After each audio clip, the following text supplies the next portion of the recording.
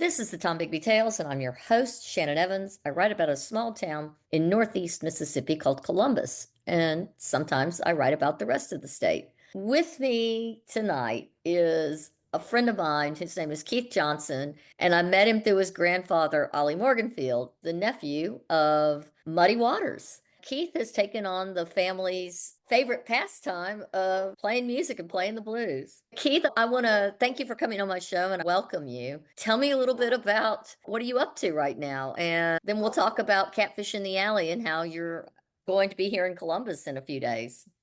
Yeah, I will be. What I'm up to right now, I'm working on a new album called Deep in the Mud, which would be a Muddy Waters tribute album. So we've taken a lot of Muddy Waters songs and we've modernized them rather.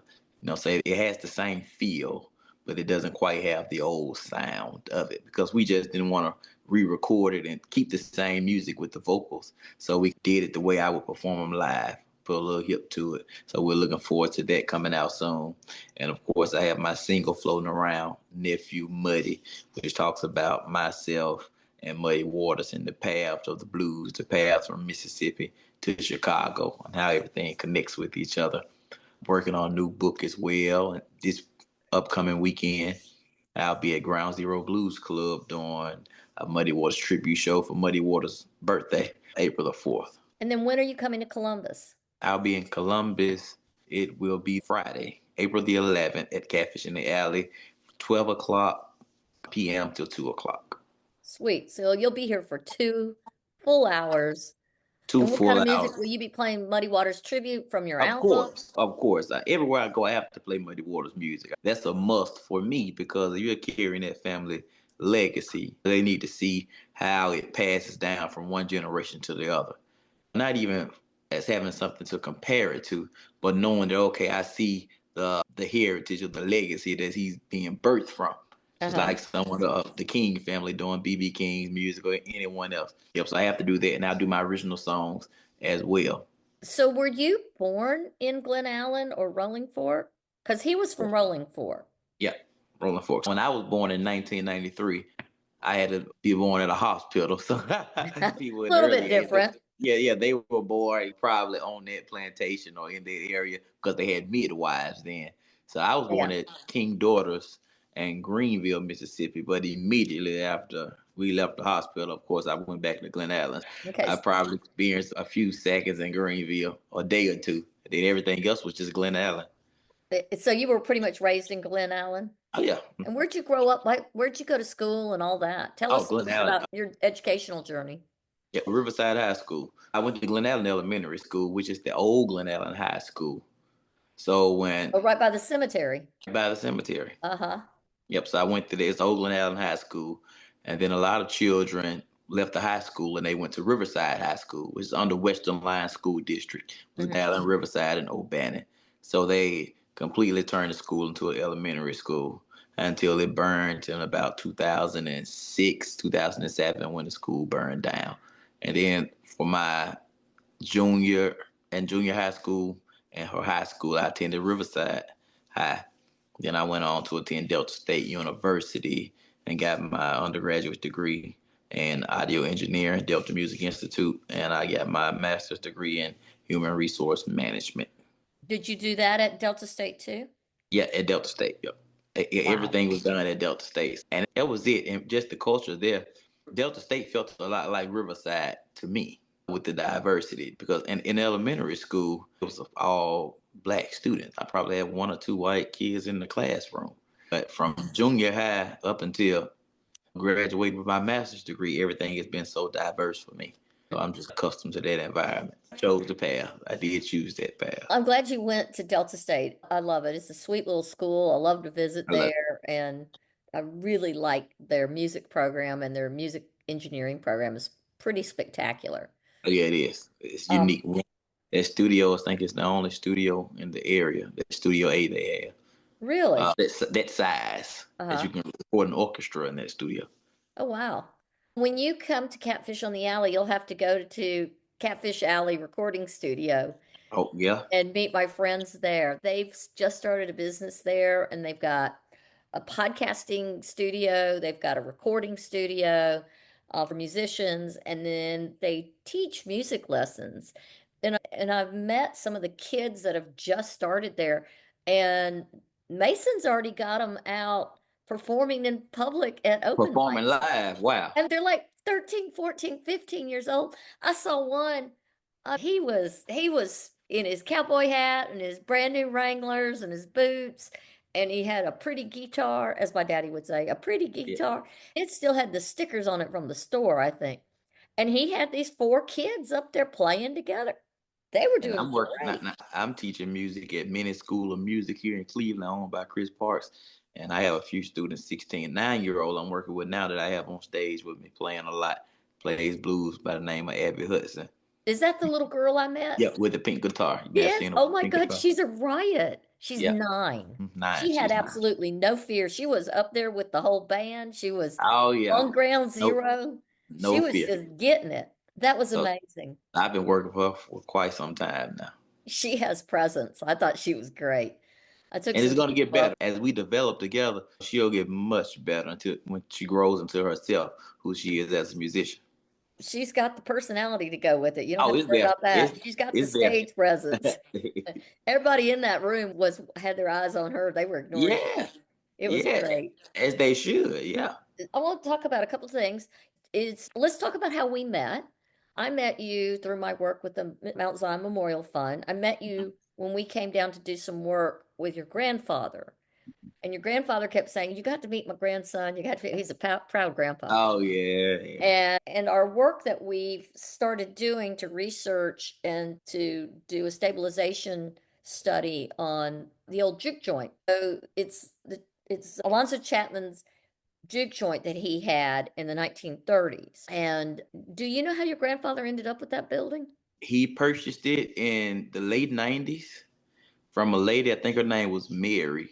Now, before Miss Mary had it, I don't know, but I do know he purchased it, and he rented that out like for a living space for so long until he just decided not to. I saw so many people come in and out just living there. Uh-huh. One room, he put a bathroom inside, and it just was almost like a small apartment. A shotgun house, that's for Yeah, the sure. shotgun house. So till a few years ago, he just stopped renting it out, and he probably was renting it out for $30 a month, if that, $20 maybe. Oh, wow. Yeah, Well, love your grandfather. He's a character. yeah, and that bus beside it. He's a handyman, so I he forgot he about does the bus. the bus. Yeah, so he does a lot of creating, carving, creating, painting. Yeah.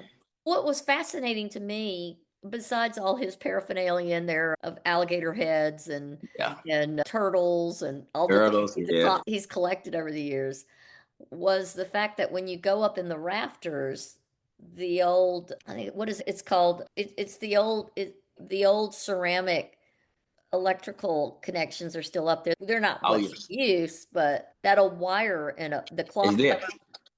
covered in cloth and cotton, insulated wires and all Yep. that. But the other thing that was fascinating was it's the rafters and the age of that building was definitely pre World War One. Oh yeah, yeah. And that, I think he told me in that building. He found like a lot of old items in there. What he did with them, I do not know, but he found a lot of older items in there at some point. And of course, I was so young. If I was older, I would have a lot more information about that and a lot more items Well, from it. next But time I'm there, you're going to take me to show me where that jail is. yeah, And you're going to yep, take me over to where grandmother's house was, the pictures you yeah, showed. it's in Hopedale. Okay. Well, we're going to Yep, go see Hopedale. those next time I'm Yeah, there. you have to go to Hopedale. That'll be cool. So tell me about the album. Are there any songs we know that you've Oh yeah. re-recorded? Oh yeah, of course. Managed Boy, Hoochie Coochie Man, Blow In, 19 years old. I Can't Be Satisfied. All of those hits that we All the just good read, man. ones. Yeah, all the good ones. 40 Days and 40 Nights. Oh, that's I'm great. Ready. Yep, a lot of those songs we re-recorded. Oh, And that's then great. an original song called Deep in the Mud we're working on. Yep, along with the nephew Muddy. Oh, that's good. When did you find out you were related to Muddy Waters? Or I mean, did you always know? I would say, yeah, I always known, but the significance of it, it kind of, I would say it found me rather than I ran to it because I was always singing. I started playing the guitar not because of anything Muddy Waters related. It's because I was going to church and I wanted to be a church musician, and I was inspired by the musicians there. I started singing because my grandmother on my dad's side, she was a gospel singer, and she also had a radio show in the morning. So she would leave Glen Allen and go to Greenville and do her radio show for over 20 years at a gospel quartet group. So she had an old style voice. I started singing and playing guitar off of that inspiration and listening to quartet music, older gospel music, and the Motown because I like the Oh Temptations, yeah. and so I really wasn't a big hip hop guy at all, Uh-huh. and still not to this day. But that's just the time that I live. I love that type of music. So when I began to play at Delta State University and join the old school band because I wanted to become a better guitar player, I didn't sing then. I was singing in high school, singing gospel, but I wasn't singing R&B or secular music. So I didn't start doing that until I got to Delta State in the old school review band with Barry Bays. And when they discovered the Muddy Waters connection, I was like, yeah, you have to do a Muddy Waters song. And that's when I did start performing Hoochie Coochie Man. Oh Yeah, that was the only really? song I would pretty much perform as I began to sing and play more. The Muddy Waters connection kind of what you some Muddy Waters, you know this Muddy Waters your uncle, can you do this?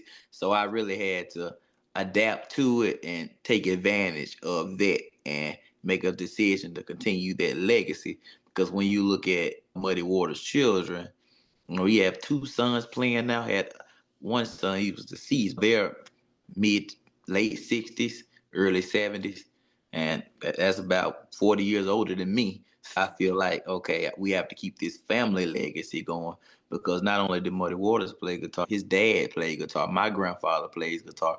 I have uncles that play guitar and sing. Willie Morganfield and Clarksdale, a preacher, a vocalist. So it's a family legacy. You've got some big shoes to fill. Oh yeah. Oh yeah. I think you're up to the task.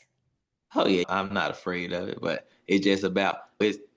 I wouldn't even say fill them. It just take the soul out of them and create my own shoe. But Yeah. long as I have that shoe with me, a part of that shoe with me. So when you went to college, did anybody give you grief? Did you tell them you were Muddy Waters Well, and what happened? nephew, or See, my name is Keith Johnson huh? because It's my not grandfather. Morganfield. Yeah, it's not Morganfield. Now my grandfather's name is Morganfield, but my Uh-huh. grandmother's name was Johnson. So my mom's name was Johnson until she got Patricia Morganfield Brown, and she married Brown, of course. But I had my grandfather. I got two. I have an aunt and an uncle. They're twins. Now they're younger than me, Uh-huh. 1 year younger than me. Yeah, Yeah, I've met them. yeah. So their name is Morganfield, and everybody knew that's my aunt and my uncle. So when they asked them, you Muddy Waters, they were like, yeah. So it dawned on them, if you're kin to Muddy Waters and Keith is your nephew, he must be kin to Muddy Waters. So that's when they came back. I hear you're kin to Muddy Waters. I was like, yeah, wow, wow. You know how big that is?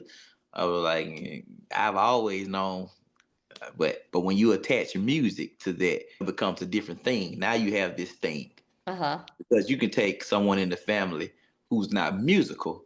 You're like okay, you can Muddy Waters, or you can the Keith Johnson. You can look at that. But when you add music to it and you add the blues in their legacy, now you have this thing that says, okay, can you hold a candle to what Muddy Waters is doing? Can you continue this legacy, or can you put us in a time machine and take us back and embrace this moment or something? Can you reinvent this? Uh-huh. So I think that's what it's all about now. You have to play some Muddy Waters. You have to play Slide, have a Telecaster, and just continuing their legacy because it's in front of me. And there's why should I walk away from something that's in front of me? And I can Hmm. perform it. It's not difficult. Everything comes natural to me. I don't sweat. I don't walk the floor. I'm not nervous and shaking, and it's natural. You sure look natural on the stage. Yeah. So yeah, nothing is rehearsed. I find it interesting that one of my good friends you also play with is a guy from Alabama who works with farm reclamation and African American entrepreneurship in farming, Mr. Jock Webb, Doc who's Webb. Oh who's a yeah. great harp player. I adore Jock. He is Told just think the me world of him. when I met Jock, He told me it was me when we first played together. It was me and George Mumford. We were going to do a two-piece at the Tommy Johnson Festival. This Mhm. was in 2018, the Tommy Johnson Festival in Jackson. You're And getting Jock was old. there. Yeah. And Jock was there. And it was like, hey, he talked with my managers. He was like, hey, this Keith, this Jock, okay. And we said, you know what, man, you should play harmonica with us today. It's just two of us. I played guitar, George played bass. Uh-huh. And Doc came in and he fit in perfectly. And he said, Keith Johnson, whatever you need me to do, I'll do it. He said, I'm with you until you tell me you don't need me anymore. And he's been there ever since. He has the biggest, most giving heart of anybody I've Yeah, ever met. I just think the world of him. Is he coming to Catfish on the Alley? yeah, I plan to have him there. Yes.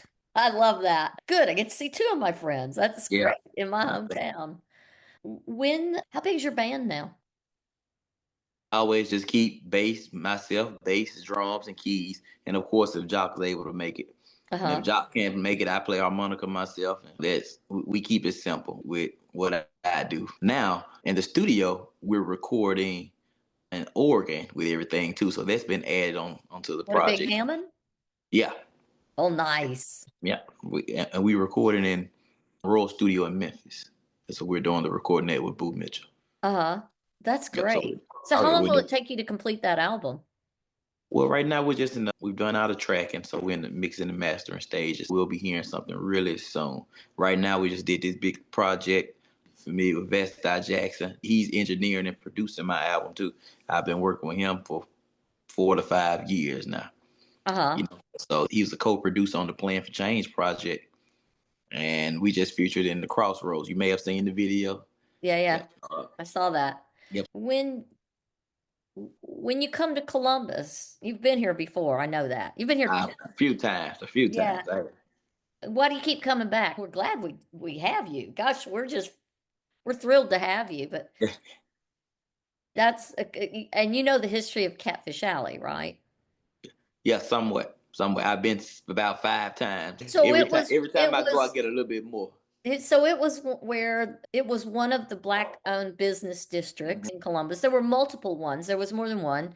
There was another one down on Bell Avenue in what's called Sandfield. And then there was down in Burns Bottom, there were some black-owned businesses and homes.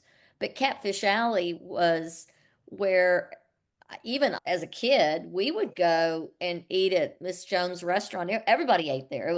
While it was black-owned businesses, there was a liquor store, there was the doctor upstairs, the dentist. It was very pivotal in the black community. And there was a grocery store on the corner right across from the Episcopal Church. And there were various businesses through there. And so it was part of the epicenter of the town. But what I remember is on Fridays they'd bring out these great big what do they have? What do they call now? Blackstones. They'd bring out these great big grills and they'd bring out Hmm. these great big vats and they'd bring up catfish from the river. And so they would cook on those outdoor grills and they would cook fish and they'd cook catfish and then they'd cook hush puppies and of course you'd have coleslaw and whatever else. But everybody in town went down there on Fridays to get fish. Well, And it was where you that, went and saw people and you, that's what we'll be eating Friday. Fish. So we'll yeah. come down on Friday. Yeah. And that's right. They are going to have catfish Yes, they will. and there'll be several bands. But when you play at Ground Zero, is Cleveland still a rocking place? Or sorry, not Cleveland, Clarksdale. Is Clarksdale still a rocking place? I know the last time I was at Ground Zero and you were there, the it was standing room only. Look, Clarksdale is still a rocking place. And this Friday, we want to rock it even harder. Oh, You good. know, What time do you start playing on Friday? 8 o'clock until 12. So with this Muddy Waters tribute show, it's my first time doing a Muddy Waters tribute show. And of course, I spoke with his daughter and told her this is what I'm going to do and honor Muddy Waters' birthday. I don't even know if it was planned or not. They just put on my schedule April the 4th. And I said, that's a Friday. And she was like, yeah, I know. And I said, okay. I said, it's Muddy Waters' birthday, so we should do a Muddy Waters tribute show. So I, over half of my show will be Muddy Water songs. oh, that's funny. Which suit you gonna wear on the I stage? have no idea. I That, love the that's that. shark skin suit. Yeah, that's the hard part. What am I gonna wear? Whatever's back from the dry cleaner. That's it. You're exactly right. You're exactly right. I do that you respect the stage and you always dress.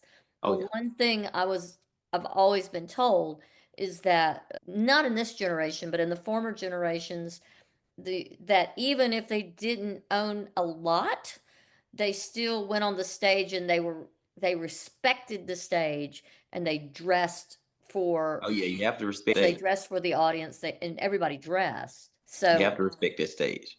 yeah, so that's a very refreshing thing that I always appreciate when I go to watch you perform. Let's remind people, we want people to buy their Catfish Plate tickets early, and you can buy them online to We do. through visitcolumbus.com. So that's a little pitch for our Visitors Bureau. So you can go on their website, you can go ahead and prepay, and you'll have your catfish when you get there. So they know how many to cook and how many to buy. Yeah. And I said, bring a folding chair, bring something comfortable.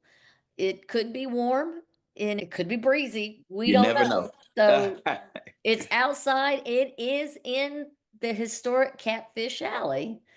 You'll want to dress and you'll want to be comfortable. So wear comfortable shoes. There'll be vendors there. There will be lots of music. And so let's remind everybody, what time are you playing and what day? So you're playing Friday, April the 11th from 12 p.m. to 2 p.m. from 12 to 2, April 11th, April the 11th, and Friday. which is a Friday. And what do you want people to remember most about this And interview? I want people to remember Keith Johnson expressing his gratitude to my family, the Morganfield family, and how willing I am to continue this legacy. It's 2025. Muddy Waters has been dead for over 40 years now. He passed away. How We old want would to he do be today? How old would he be this year? Do you know? it. There are two things.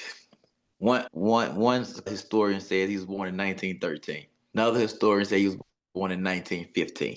So you take whichever one you want to believe. Because I heard his daughter, I remember his daughter saying, I can remember her saying my dad was 70, but then they said he was 68 when he passed, he was 70. Because you know his birthday was in April too. Yep, What? yeah, we'll take it from there. So we can take it to 110 or 108, however we want. Okay, he was Yeah, over 100 years ago, he's right? over 100 now. So 110, 108. So What do you think is the most endearing thing about his legacy and his music? What do you think people should remember most about who he was and about his music? what I think people should remember most is the journey, because a lot of time we focus on when Alan Lomax, per se, quote unquote, discovered him and recorded him, and he moved to Chicago to record records because he wanted to get off the farm. But just Muddy Waters was a sharecropper, a young man born into poverty, and his mother passed away at birth, and he had to live with his grandmother. That's when they moved to Stovall Plantation in Clarksdale. He wasn't different from any other young American that grew up in that time. So we have to, African American, definitely. So we have to look at what he was willing to sacrifice, willing to say, I want to get off this farm. I want to stop chasing his dream, and being able to move to Chicago and St. Louis and to support his family at the same time. Because what a lot of people don't understand, when we're off that stage, we're just dad and cousin and brother and grandfather and uncle when we're off that stage. So it's a balance, and you have to take your personal issues and put them into your music. So I think a lot of people need to realize who Muddy Waters the man was. That sometimes he did get upset, I assume. Sometimes he did get emotional and cry. Sometimes he did bite his tongue because he wanted what was best for his family. Sometimes he probably didn't. But we have to respect the man first before we get to the music. Or we can title it the man behind the music. But as far as the music is concerned, his music evolved blues and rock and roll. And to what we know is now hard rock, soul, southern soul. He is the grandfather of that sound, that Chicago blues sound. He electrified the blues. So I was going to ask you about that. What do you think was his legacy besides his children and his family? What do you think musically was his legacy? What do you think he did that left the greatest mark on music history? Oh, when he brought that sound from the Mississippi Delta and electrified it to that Chicago sound, that did it. That was it because that's when the Rolling Stones started listening, and the Beatles and the Claptons of the world. All of those people started paying attention, saying, "Okay, who is Muddy Waters?" Because they were singing the songs, true enough, but they didn't know who was writing these songs. So when you had to start at that point, when you have to give the songwriter credit for what's being done or the label, this is a Muddy Waters song. Let's find out who Muddy Waters is. So his sound itself, that deep tone vocally, that deep tone was almost as if you were singing from one end of the plantation to the next in the country. That sound, then that deep tone with his guitar, that Mm. style, that's what changed, and evolved in the music and revolutionized it. Which song of his do you think has had the most musical influence on you or speaks to you Me, most? for me, I like when he plays anything on slide guitar. Like my favorite song to play on this slide is "Long Distance Call" because when he plays the slide, it's like the room is quiet because they know, okay, whatever Muddy Waters is doing on guitar is speaking to us. So we don't want to say anything. It put people in a trance. To me, put Mm. the audiences in a trance. So anything he plays on slide, I love it. I love it. I'm not a Muddy Waters slide guitar player. I'm not better than Muddy Waters in slide guitar. I love it when he does it, and I attempt to get there. I probably be playing forever, but I definitely try Uh-huh. to get there with him. That trance blues rhythm is Yeah, just the best. and it's the spirit of it, the spirit in which you slide and play those notes because it's coming from a different place. It's coming from a place of poverty, a place of struggle, a place of hurt, getting it out the mud. His path is different than mine. Not saying that I don't have my struggles or what's going on in my life, but of course, he paved the way that I'm able to sit on the phone and talk and discuss and saying, you know what? He gave me something that I can stand on, that his children can stand on, his grandchildren can stand on, his brothers and sisters. He gave us something that we can stand on. And we have a talented family with the Morganfield family, very talented family. So we're kind of a branch on that tree. I love how tightly knit the Morganfield family is. And I love that y'all have your big family reunion and y'all go Oh yeah. someplace and make a big deal of it. I just want to inform you, your grandfather told me I was invited to the next one, so you best let me Oh, know come when it on. is. Come on. I'll definitely let you know. He told me he'd call me and let me know when, and I'm like going, okay. Yeah, cause Uh, man, then we played guitar this past weekend. Pick the really? guitar up, he'll pick the bass up, and we just have a good time connecting. Yeah, he's a sweet man. He Yeah. really is. He's got the biggest heart, and we just think the world of him. Oh yeah. We And I all do. love to just sit and listen to him. His stories are wonderful, and he's just very generous and kind. Back to Muddy Waters. You said he had his struggles and you have yours, and you and I live in the modern day, and you and I are both college educated. We had the opportunity. Uh, Yeah, we did. we had the opportunity to go to school, to go to elementary school, to go to junior high. I know your family was incredibly supportive of you, and I hear tell from your grandfather that he would have kicked you from one end of Glen Allen to the other if you hadn't gone to school. When you think about Muddy Waters' life, he didn't even have a fourth grade education, did he? I He don't was think so. illiterate. And he So couldn't. how I was mean, his music? cause he had to work. He had to work. That's what And I'm he had looking no at. mother. His Yeah. grandmother raised him. He sent to live with an uncle too for a while? Yeah. I know he lived with his grandmother. I don't know if he was sent to live with an uncle, but definitely a grandmother in So Clarksdale. and then that was a different generation, and that was Jim Crow and all those Yeah, horror. we're looking at the 1920s and 30s. So yeah, Yeah. that's very different. It was a horrible time to be a young black man, and Chicago was the way out. Many people went to St. Louis, or they went to Detroit and worked in the factories, or they went to Chicago. And Part of that great migration. They went, yeah, everything was beginning to be industrialized. so how do we know how he did he just store all those songs in his head forever? How did he get them out where the lyrics became recorded? And I know the lyrics shift at every time we play a song, we change the language or the cadence or I mean, whatever. I believe he had his influences such as the Robert Johnsons, the Sun Houses of the world, Charlie His Patton, son and people, Thomas. Yeah. Son Thomas, yeah, people that he listened to. And I think that he probably created those songs. And when you create a song, even if it hadn't been released yet, you know your song. And when the opportunity presented itself, when Alan Lomax said, you know what?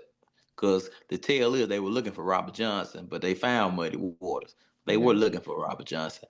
And when it presented itself and he realized what he had and what he could do, and he decided to pursue it. So how old was he when he started performing for others? Did he start in the church? Yeah, I'm assuming we all started in the church, somewhere singing and Well, playing in and the the church. church at that time was also the epicenter of the Black community. So Yeah, yeah.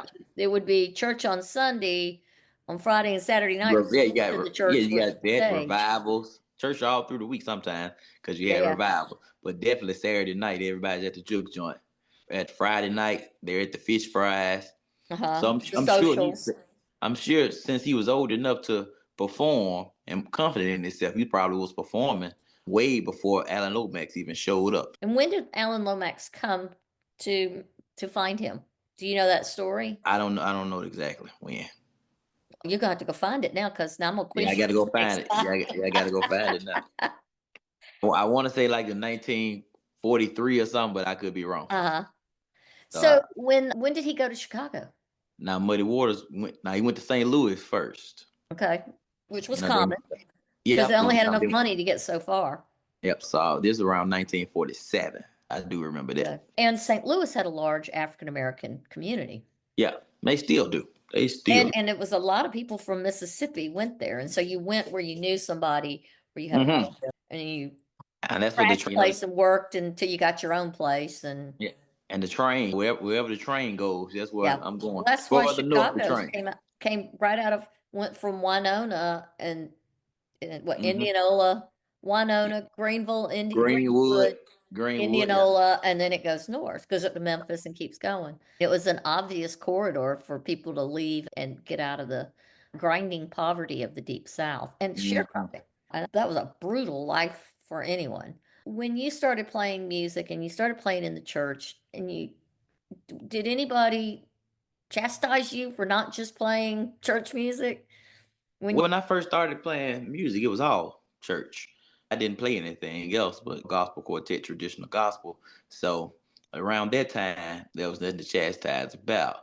But when I got to Delta State and got into an old school band, and I went back to church, I went back to Glen Allen, left Cleveland, went back to Glen Allen to attend church, and I was playing a little riff of "Don't Let the Green Grass Fool You," and the preacher kind of looked at me. He they looked give at you me the eye, when I played bam bam bam bam, he looked over at me like, no, a little I was stink like, eye right there. yeah, I was like, okay, I see.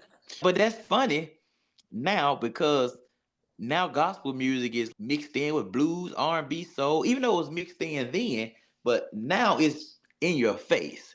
No, usually you can hear, I hear a little blues lick in there, or I hear some Uh-huh. gospel, I hear some something. But now they'll take an entire blues song, just change the word baby to Jesus, and now we have a gospel song. So Well, it's in your face now. I'll give you my confession. I was playing in a little band at church, and my little friend was a really good piano player, and then my other friend could play the organ, and then our other friend, that was two girls, and then this guy was a good guitar player, and I played bass. It was a revival. It was a Baptist church. I'm not Baptist, but we went to the Baptist church because that's where all the kids in town went.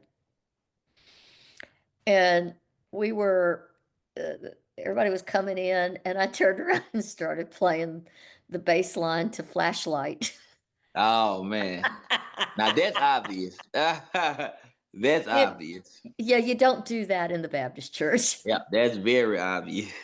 You can't even disguise that. The music minister, his son was playing guitar beside me. He comes flying in off the wings, and he's like, Can't do that. I Not thought his here. toupee was going to fly off. He can't, anyways. We can't do that. Not We here. can't do that. We can't do that. But you're right. I went out to Southside Missionary Baptist Church. They had an event not too long ago. I don't remember. It was a dedication for something. And they had these three women up there. They were gospel singers, but I was like, that's not gospel. That sure Yeah, sounds like yeah, the blues. yeah. But it That's was what we very, are it now. was a modern form, but it was really good. They were very talented, and it was a pleasure. It's a nice change from some of So the you, old yeah, so shall we gather at you can the get away with Abbey that and now. And you can the get old away with rugged that now. cross. Yeah, nice change. Just, I guess people realize is what we're singing about. Yeah. My last question for you is about your book. Tell me about your book. Do you want to share So about your book? You don't have to, but I'd love to know. yeah, two I have. I'm working on Free Man Part Two. So Free Man One, opening the case, is a crime novel based out of Memphis, Tennessee, a faith-based book on a lawyer, and he's winning these cases. But on the story, we need to know how. Someone's pulling the strings because a lot of these cases he should lose, but someone is holding him up. And now a murder has occurred in town, and Ooh. he's turned his back on the community. So is the first one out? First one is out. I have copies of that. Ooh, and it's called what? Free Man opening the case. You can find that on Amazon actually. If you go to Keith Johnson, Free Man opening the case. Freeman, Okay. Freeman, opening the case.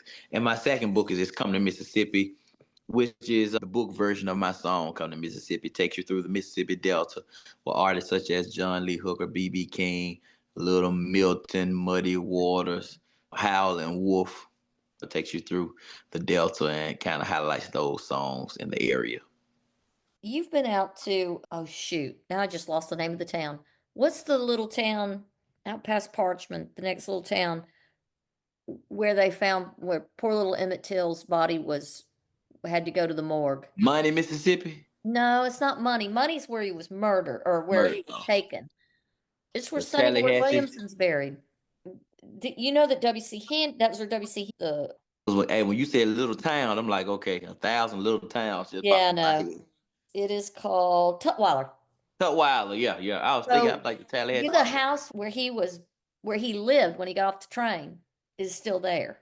It's about to Really? fall in. Yeah. Somebody probably need to do something about that. Poor Tutwiler. Somebody needs to go in there and do Tutwiler. Now, Yep. the other thing that's interesting is so when Emmett Till was pulled out of the river from where he was drowned, he had to go to an embalmer, essentially, because he was still going to have to go back up to Chicago. So you can't just Yeah. sawdust and ice wasn't enough. So they had to take him to a funeral home. So money's not, it's a good ways from there, but it's not that far. And, but he was, Tutwiler was where they had pretty much out from there is where they had drowned him attached to that gin fan. That fan, yeah. Yeah. But the funeral home was there in Tutwiler. Is right across the street from where the gas station used to be in downtown Tutwiler. There's only one main street in Tutwiler, really. But it's past you go in Tutwiler and you go past the recreation center and you go in, and there's a little blue gas station that's not open anymore. That's just a little old, it looks like it's an old Gulf station, maybe. And right across the street is a brick building that's got ivy all on it, and the roof is collapsed in. And that's where the building's not salvageable, but that's where they took Emmett Till's body. It was the only black funeral home that could do what needed to be done that was anywhere close by. Before, I think the next one probably Uh, would have been Clarksdale. And it's a long ways from Tutwiler to Clarksdale. yeah. And for them to take care of the body and to prepare it for his mother. And she, of course, said she didn't want his face touched up or anything. She wanted people to see him just as he was. So that was where he was taken. So Tutwiler's kind of to me, it's just always interesting to me that so much of importance is right there in that one little town. So you have that building, you have Sonny Boy's grave is not too far away. And then of course you see Handy's house. And that was where he first got off the train and supposedly heard the music playing and he was like, stayed. And then he went on to Clarksdale. But the other thing is that the people who came in the 1950s and 60s and 70s and 80s, the nuns who came into there and created health services. And now there's a group of women there who are preserving some of the traditional African American community knowledge about quilting and canning and the kinds of arts that would have been traditional for people who had nothing because that community is very poor. There's no industry. There's no grocery store within 60 miles, and most of those people don't even have a car. Man, It is a very it's a fascinating place, but it's a heartbreaking place. So, I didn't know that. yeah, there's a the community center is where the kids go to play basketball, and then they in the evenings if they're going to have a movie, that's where the town comes to watch a movie, and they make popcorn, and that's where the ladies come and quilt, and that's where they come and pick Yeah, up. about the quilt. And then right across the street from that is a little coffee shop, and the guy has the kids come do art there. He sells coffee to travelers who come through there to support bringing art to the kids. So they're doing art projects and they're playing music. And Mm. it's kind of like a teen center. Mississippi's fascinating. It will survive despite everything else. Oh yeah, it will. It's a unique place, especially the Delta. I think right now the Delta is getting more recognition than anything. At this time, dealing with the culture, the blues, tourism, people are coming in, civil rights. People are coming in trying to find out, okay, we're missing something here. It's that diamond in the rough, man. It's here. Yeah, I hope Clarksdale can hang on. It's got me worried, but I think as long as the I think spirit's it'll still there, hang on. I think if it's gonna hang on because it's the only place that's when people think blues in Mississippi, they think Clarksdale, Mississippi, and people are coming to hear the blues. I tell you what, we'll end with this. When you come back next time, I want to take you out into the Black Belt Prairie, which is right before you cross the Tombigbee River into Columbus, and go explore where the blues that were Big Joe Williams, the Hairston Boys, Chief Edward was from here, the blues artists who came out of Maurice King, people who came out of this area, Booker White, and Howlin' Wolf even. He was from the Yeah, Black Belt Prairie. And let you go through and take you around out in the county and show you where this side of the state's blues artists came from. we should definitely do that. I think you'd enjoy it, and I think you'd probably stumble across a few gems along the way. Yeah, maybe write a new song. All right, so let's remind people you're going to be playing April 11th, Friday, Catfish in April the 11th, Alley Catfish in the Alley, in 12 p.m. Columbus, to 2 p.m. Mississippi from 12 to 2. And that's Keith Johnson, and we can't wait to hear you play some Muddy Waters tribute and some Keith Johnson originals. Yeah, we will. Thank you. Thank you so much for being on my show. This is the Tom Bigby Tales. Until next time.